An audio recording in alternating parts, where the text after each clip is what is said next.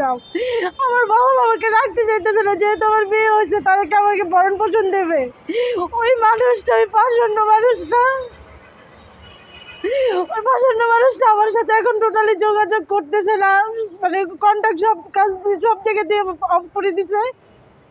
আমার কোনো কথাই শোনে না। আর আমি বলছি ওর অন্য একটা নাম্বার দিয়ে কল দিয়েছে, আমি তোমার বাড়িতে যাবো। কদি আমার বাড়িতে যাই তোর মায়েরা বইতে বলাবো, মানে আমাকে সে একদম মেরে ফেলবে। কারণটা হইতেছে ওর সিরাজগঞ্জের ওর বাচ্চা ছাড়া হচ্ছে আপনার চেয়ারম্যান, মেম্বার, কমিশনার।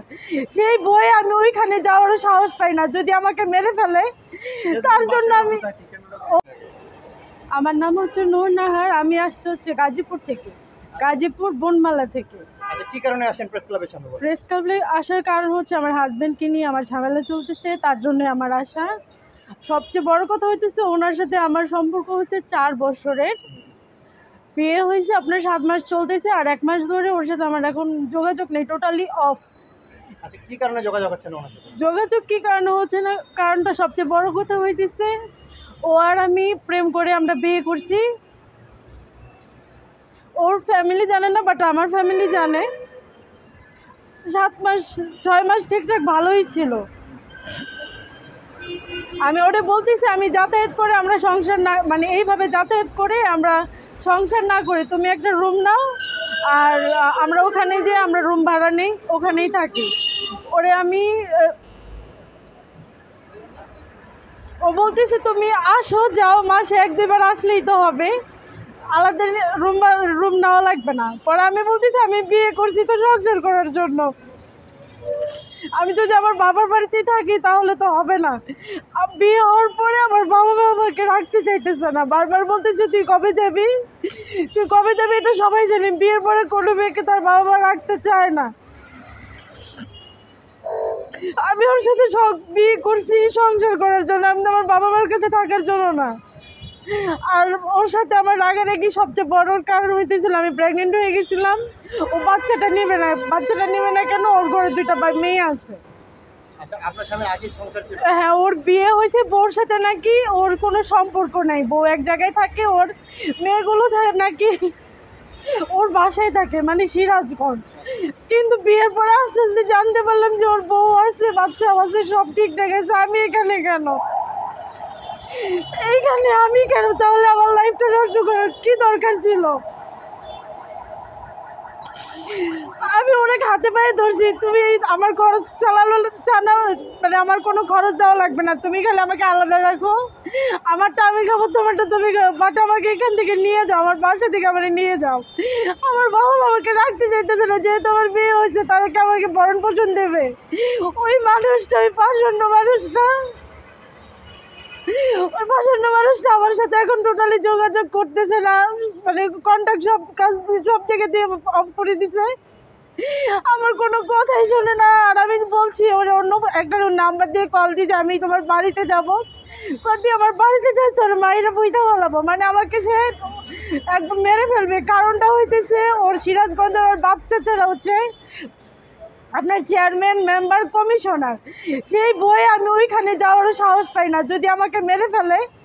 তার জন্য ও এখন থাকে হচ্ছে চেরাকালি, আমি হচ্ছে আপনার গাজীপুরেই থাকি। আচ্ছা, আপনার স্বামী কি করতো?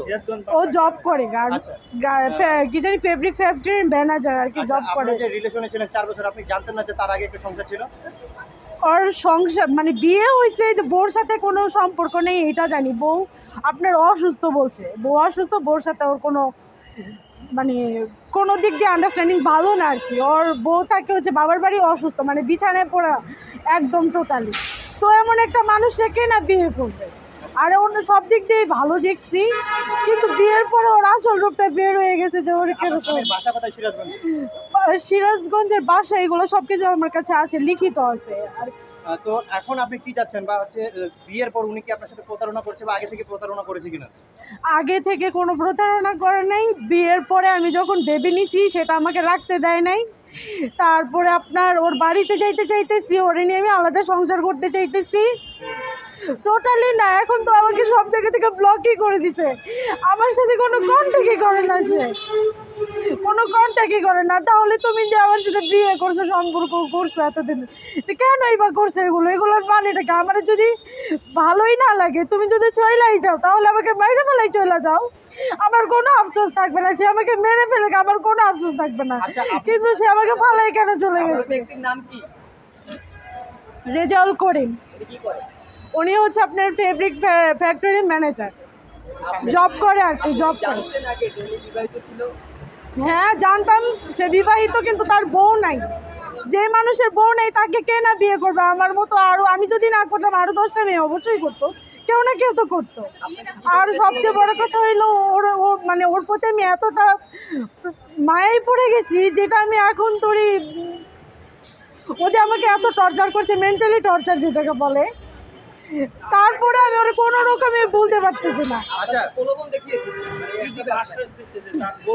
বউ নেই, আমরা আলাদা সংসার করব, মানে এগুলোই তো বলছে, তার জন্যই তো আমি বিয়ে করছি, নাহলে তো করতাম না।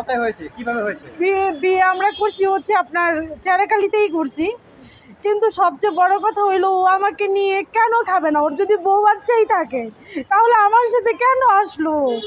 আমার লাইফটা কেন নষ্ট করলো?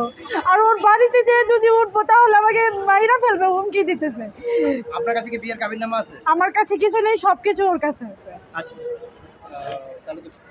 এখন আপনি কি চাচ্ছেন বলেন? আমি তো চাইতেছি, যেহেতু বিয়ে করছি অবশ্যই সংসার করতেই তো চাইতেছি। আমি তো চাই যে না, ওরে নিয়ে আমি সংসার করে নিয়ে থাকি। আমার মেন্টালি এখন এমন একটা পর্যায়ে চলে গেছে, বিশ্বাস করেন ভাই, আমি একটা মাস সহ্য করতে পারতেছি না। আমি রাস্তায় নেমে চলে আসছি, আর একটা মাস যদি যায় তাহলে আমি সুইসাইড করতে বাধ্য হবো। আমি এমন একটা মেন্টাল সমস্যা চলে আসছি। স্বীকার করে তাহলে আপনি কি করবেন এক্ষেত্রে? আমি ডাইরেক্ট সুইসাইড করবো, আমার তো আর কোনো পথ নেই। আমার ফ্যামিলি আমাকে রাখবে না, তাহলে কি করব আমি? আমার কোনো ভালো কোনো এডুকেশন নেই, আমি যে একটা জব করব সেটা পারবো না। আমার বা হাত ইনজুরি, আমি যে মানে কি বলে নর্মাল রাস্তা বা যে কোনো একটা নর্মাল যে কাজগুলো আছে, কঠোর পরিশ্রমগুলো আছে, সেগুলো যে করবো সেগুলো তো আমার পক্ষে সম্ভব না। আমার বা হাত হচ্ছে ইনজুরি, আমি বিয়ে করছি সংসার করার জন্য। আর সে যদি আমার নাই নেয় তাহলে তো আমার বাঁচার কোনো ইচ্ছাই নেই ভাই। একটা মাস ধরে আমার কোনো যোগাযোগ রাখতেছে না। আমি ঈদের একটা দিন আমাকে বলে তোরে নিয়ে খাবো না, আমি তোরে ছাইরা দেবো, তারপর থেকে আমি মাথার চুল ফালাই দিছি। আমার মাথায় কোনো চুল নেই, আমি চুল ফালাই দিছি। তাহলে এখন উনি আপনাকে বিভিন্নভাবে হুমকি দিচ্ছে? আমাকে ডাইরেক্ট বলতেছে তোরে আমি নিয়ে সংসার করবো। আমি বলছি আমি বাড়িতে যাব, বলতেছে আমার বাপ চাচারা মেম্বার, কমিশনার, চেয়ারম্যান, তুই যাইস তোরে মাইরা পুইতা ফেলাম, কেউ তোরে পাইবো না, যাইতে পারবি তো, আইতে পারবি তো, আমাকে এরকম করে বলে। আচ্ছা, আপনার পেটে ওনার সন্তান আছে? হ্যাঁ, নষ্ট করে ফেলছি। আপনার 2 মাস হয়। হ্যাঁ, না, আইনের কোনো ব্যবস্থা নেই। ও আমাকেই বলতেছে কার কাছে যাবি, কার কাছে যাবি, কোন পুলিশের কাছে যাবি, সব কিছু আমার হাটের মতোই আছে। মেম্বার, চেয়ারম্যান, ওর ভাই একটা পুলিশ কমিশনার না অফিসার, আমি জানি না, নাম ভুলে গেছি, আমার এত মনে নাই, ঢাকার ভিতরেই থাকে। আচ্ছা, আপনি কতদিন? তাহলে আমি আইনের কাছে কিভাবে যাব বলেন? আচ্ছা, বাচ্চা নষ্ট করে ফেলাইছে, ওই বলছে আমি নষ্ট করে ফেলছি। কতদিন আগে নষ্ট করেছেন? 2 মাস হবে, 2.5 মাসের ছিল আপনার। ও বলতেছে দেখো এখন নেব না, আমরা একটা বাসা টাসা নেই, তারপর আমরা যখন আলাদা সংসার করবো তখন নেব। আমরা বিয়ে করছি হচ্ছে চেরাকালিতে, সব কিছু ওর কাছেই আছে, আমার কাছে কিছুই নেই, ওর কাছেই রাখছি। আমাদের 7 মাস হয়েছে বিয়ে হয়েছে, আমাদের 7 মাস ধরেই সব কিছু। কিন্তু এর আগে 4 বছর যে আমাদের রিলেশন ছিল, বাট ফ্রেন্ডশিপের মতো, আমাদের কোনো খারাপ কিছুই ছিল না। কিন্তু ওর মাথায় যে এরকম, ও আসলে ওর হচ্ছে বউ বাচ্চা আছে, আমাকে বলে নাই। এখন আমি জানি যে বউ বাচ্চা আছে, বাট এখন ওর ইন্টেনশন হচ্ছে আরেকটা নিয়ে, মানে আলাদা থাকবে বা ঢাকার ভিতর থাকবে। ও তো ঢাকায় জব করে, ওর বাড়ি হচ্ছে দূরে। একাধিক কোনো ঘটনা আপনি পেয়েছেন যে আপনার সাথে ছাড়া অন্য কারোর সাথে এরকম দৈহিক সম্পর্ক থেকে শুরু করে? হ্যাঁ, আমি আরেকটা পাইছি, বিয়ের পরে পাইছি, বিয়ের আগে পাইনি। আমি খবর পাইছি হচ্ছে আরেকটা মেয়ের সাথে ওর 4 বছরের সম্পর্ক ছিল, ওর সাথে বিয়ে হয় নাই মেয়েটা, তারপরে ও বিয়ে করে না বিধায় সুইসাইড করতে চাইছিল, তারপরে মেয়েটাকেও সরাই দিছে, ওই মেয়েটার সাথে সম্পর্ক নেই। এটা আমি এগুলো সব বিয়ের পরে জানতে পারছি, বিয়ের আগে না। তাহলে আপনি কি বলতে চান যে উনি নারী পিপাসী এরকম করে? ওর বিষয়ে আমি আর কিছুই ভালো মন্দ আর কিছুই জানি না, যতটুকু জানি আমি সবই বললাম। আপনার বাবা মাকে চেনেন? ও আমার শ্বশুর নাই, শাশুড়ি আছে, বাসায় থাকে। আর সিরাজগঞ্জ, ওখানে আমার করতেন ঢাকায়?